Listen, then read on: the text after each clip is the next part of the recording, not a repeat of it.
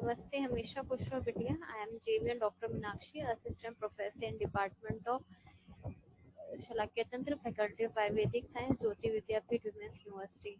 Today we will discuss the Shirorog Vigyani Adhyaya. It is the 25th chapter of the Shushu Samhita Uttar Tantra. Okay? So we will discuss the symptoms of diseases peculiar to the region of head. First, we will study the classification of Shirorog diseases which are peculiar to the region of the head, number 11 in all.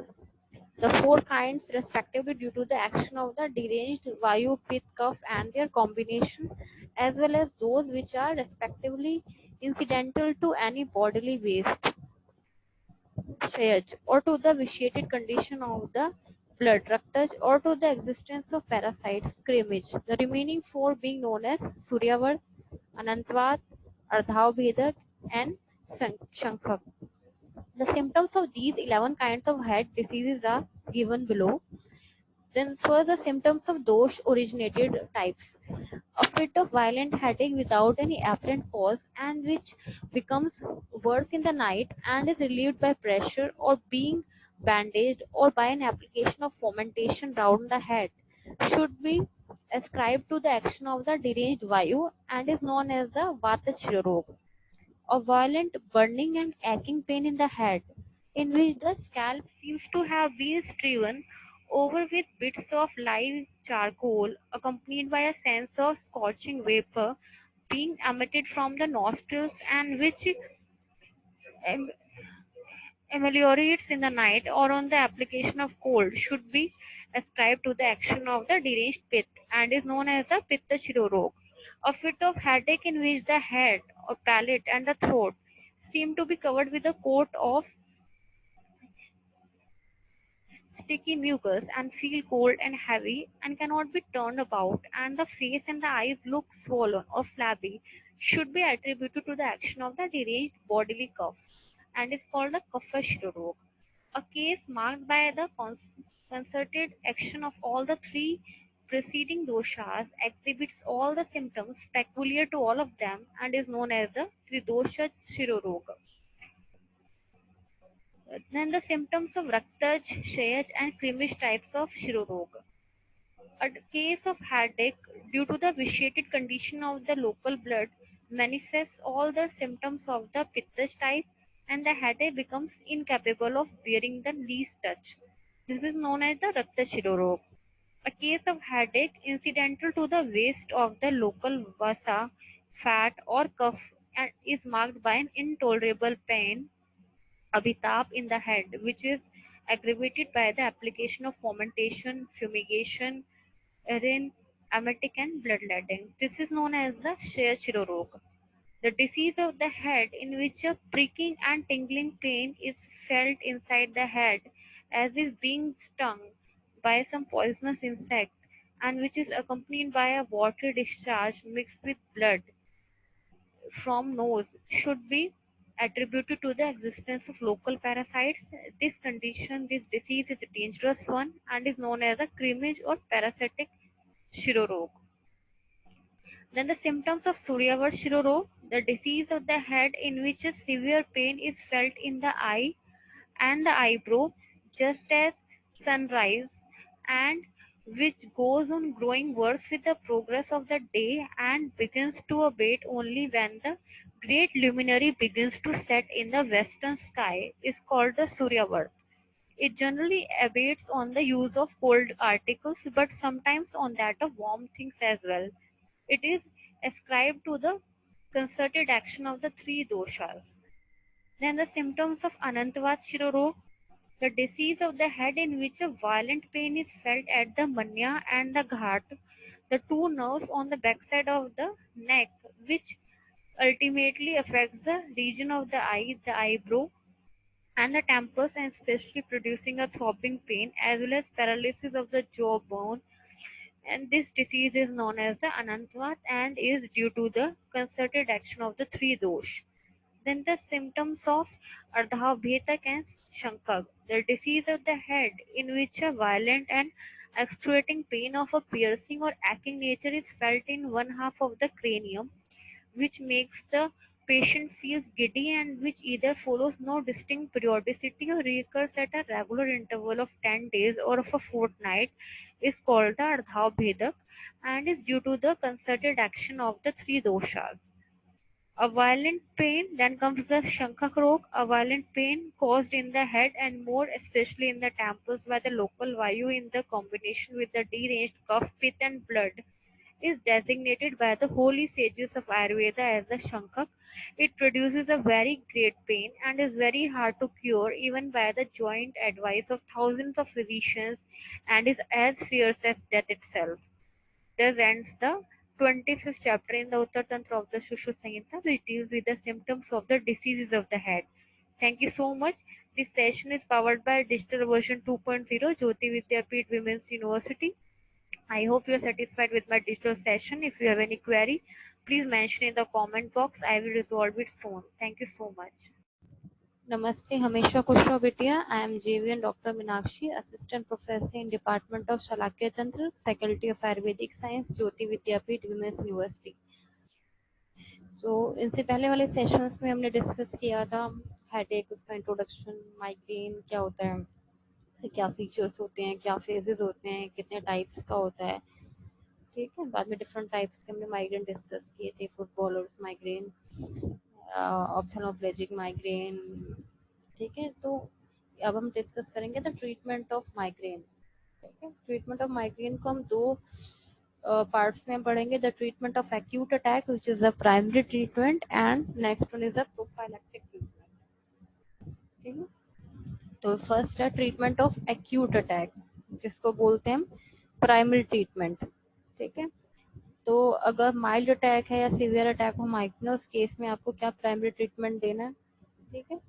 Mild attack of migraine में आपको क्या देना है, acetaminophen, ठीक है। Acetaminophen is a medicine for pain, ठीक है। Analgesic drug होती है, आपको हेडेक में इसमें रिलीफ मिलेगा पेशेंट को, ठीक है। Next is NSAID, non steroidal anti inflammatory drugs आप दोगे तो पेशेंट को उसमें भी हेडेक में रिलीफ मिलता है। Next is the in case of severe attack आपको देना है एगेट एल्कलॉइड्स, ठीक है। उसमें आप अर्गेटामिन दे सकते हो, डाईहाइड्रो अर्गेटामिन दे सकते हो, डीएचई दे सकते हो।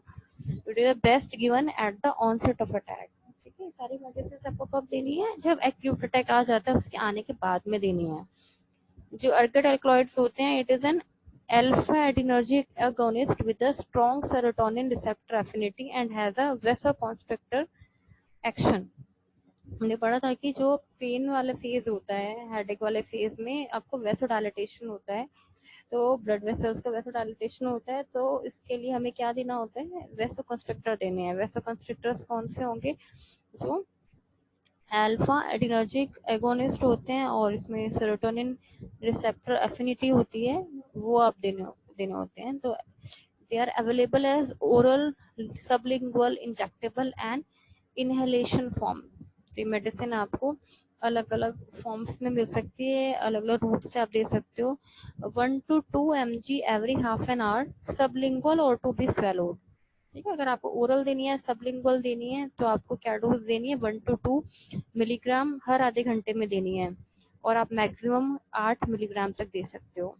A single dose of promethazine 50 milligram or metoclopramide 20 milligram given along with ergotamine relaxes the patient and alleviates the nausea and vomiting, ठीक है। तो माइग्रेन के केस में आपको एसोसिएटेड सिम्टम्स मिलते हैं नोजिया और वॉमिटिंग के, तो उनके रिलीफ के लिए आपको फिनार्गन ब्रांड नेम आता है प्रोमेथाजिन का, वो आप दे सकते 50 मिलीग्राम सिंगल डोज, या फिर मेटोक्लोप्रामाइड दे सकते हो, रेगलान के नाम से आते हैं, 20 मिलीग्राम साथ में अर्गेटामिन के साथ में आप दे सकते हो।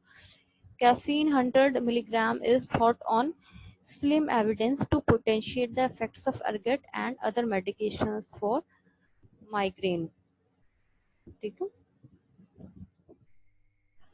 जो हमारे कैफीन है वो आप 100 मिलीग्राम दे सकते हो। वो क्या करते हैं, हमारे जो एगेट डेरिवेटिव्स हैं या फिर दूसरी मेडिकेशंस है माइग्रेन की, उसके इफेक्ट को इंक्रीज कर देता है, उसकी पावर को इंक्रीज कर देता है, इसलिए साथ में कैफीन दी जाती है। तो कॉम्बिनेशन साथ में एल्गेटामिन और प्लस कैफीन के वो दिए जाते हैं. Reduces headache in 70 to 50% of patients. ठीक है, तो इन मेडिकेशन से 3/4 ऑफ पेशेंट्स में हेडेक रिड्यूस हो जाता है. ठीक है, फिर है 5-HT रिसेप्टर एगोनिस्ट. ठीक है, ये मेडिकेशन आप दे सकते हो. व्हाट इज ठीक है, 5-HT मीन्स 5 हाइड्रोक्सीट्रिप्टामिन रिसेप्टर्स या फिर सेरोटोनिन रिसेप्टर्स. ठीक है, तो उसके लिए आप दे सकते हो sumatriptan. It is an important medicine.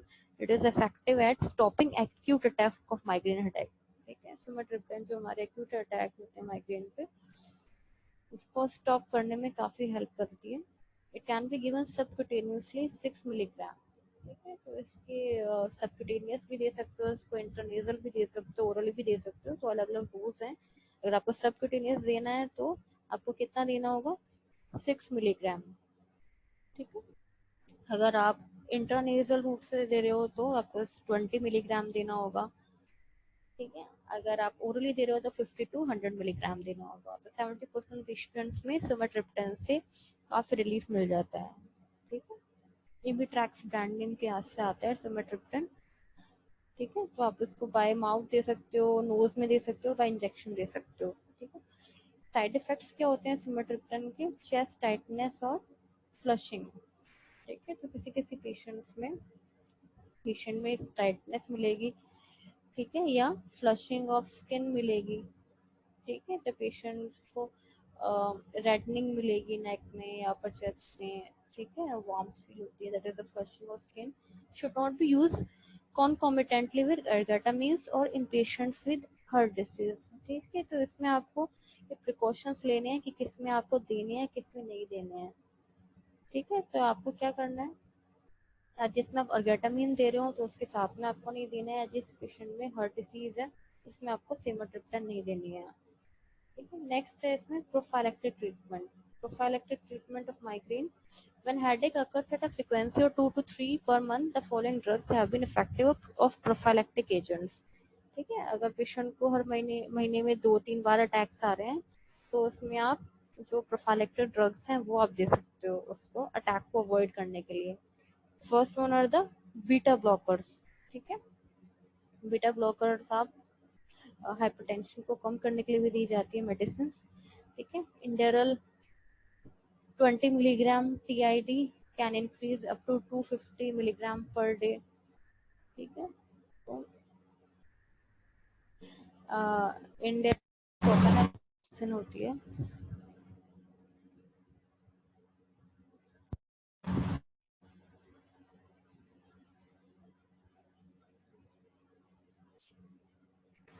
ठीक है, नेक्स्ट हम दे सकते हैं इसमें एटेनोलॉल. एटेनोलॉल की डोज है 40 to 160 milligram per day. Timolol दे सकते हैं 20 to 40 milligram per day. मेटाप्रोलॉल 100 to 200 milligram per day. ठीक है, नेक्स्ट है इसमें सोडियम वैल्प्रोएट. तो आप दे सकते हो 50 मिलीग्राम पर डे और मैक्सिमम 1 ग्राम पर डे तक दे सकते हैं. नेक्स्ट केमिकल चैनल ब्लॉकर्स आप दे सकते हो वेरापेमिल, निफेडापिन. ठीक है, ट्राईसाइक्लिक एंटी डिप्रेसेंट्स दी जाती हैं. ठीक है, एमिट्रिप्टालिन या इमिप्रामिन. एमिट्रिप्टालिन की डोज है 25 मिलीग्राम. ठीक है, जो एच एस दी जाती है. OD increase up to 200 milligram per day maximum. आप उसको इंक्रीज कर सकते हो. ठीक है, तो आप उसको 25 मिलीग्राम पर वीक इंक्रीज कर सकते हो. ट्राईसाइक्लिक एंटी डिप्रेसेंट्स के साइड इफेक्ट्स होते हैं dry mouth, constipation, urinary hesitancy, sedation, weight gain. फिर और ड्रग्स हैं इसमें मिथाइल सर्जाइड. ठीक है, it is a serotonin agonist. Vasoconstrictor होता है, हाईली इफेक्टिव होता है प्राइमरी ट्रीटमेंट के लिए, और लेकिन उसके साइड इफेक्ट्स होते हैं. ठीक है, प्रोलॉन्ग यूज करने की वजह से साइड इफेक्ट्स होते हैं. रिट्रोपेरिटोनल फाइब्रोसिस हो सकता है, पल्मोनरी फाइब्रोसिस हो सकता है. मिथाइल सर्जाइड की डोज है 2 to 6 milligram per day. Other drugs जो आप प्रोफाइलेक्सिस के लिए दे सकते हो दीज आर क्लोनिडिन, साइप्रोहेपेटाडिन, फ्लूनाराजिन, इंडोमेथासिन. तो इनकी इन्होंने डोज एक्सप्लेन की है स्लाइड में. ठीक है, तो हमारा माइग्रेन टॉपिक यहाँ पे कंप्लीट होता है. Thank you so much. This session is powered by Digital Version 2.0, Jyoti Vidyapith Women's University. I hope you are satisfied with my digital session. If you have any query, please mention in the comment box. I will resolve it. Thank you so much.